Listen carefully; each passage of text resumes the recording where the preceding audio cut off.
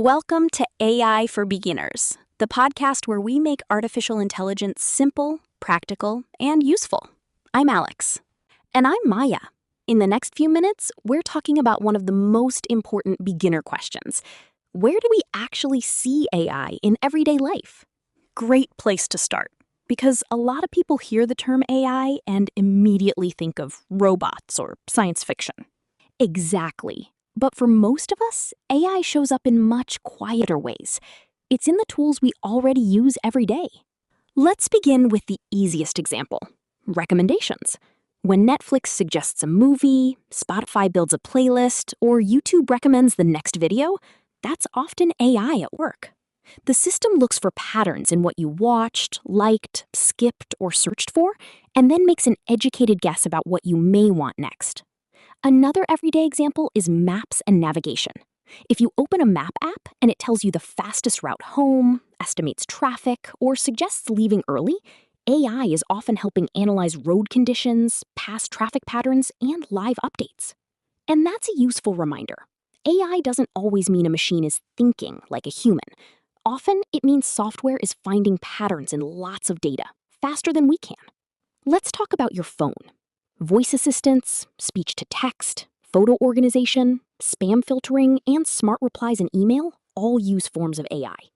Right, if your phone groups photos by faces, cleans up background noise in a call, or predicts the next word while you type, that's AI helping behind the scenes. Shopping is another big one. Online stores use AI to suggest products, personalize homepages, detect fraud, and sometimes even help manage inventory. Customer service, too. When you chat with a support bot on a website, you may be talking to an AI system designed to answer common questions quickly, before a human agent steps in. Then there's generative AI, which has become the most visible kind recently. That's the type that can create things, like writing a draft email, summarizing notes, generating images, helping with coding, or turning a rough idea into a first version. A beginner-friendly way to think about generative AI is this. Instead of only sorting or predicting, it produces new content based on patterns it learned from large amounts of data. But it's important to remember that useful doesn't always mean perfect. Absolutely. AI can be fast and impressive, but it can also be wrong, biased, outdated, or overly confident.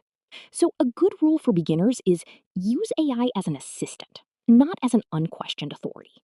Let it help you brainstorm, explain, summarize, translate, or organize. But if the result affects money, health, school, work, or important decisions, always double check it.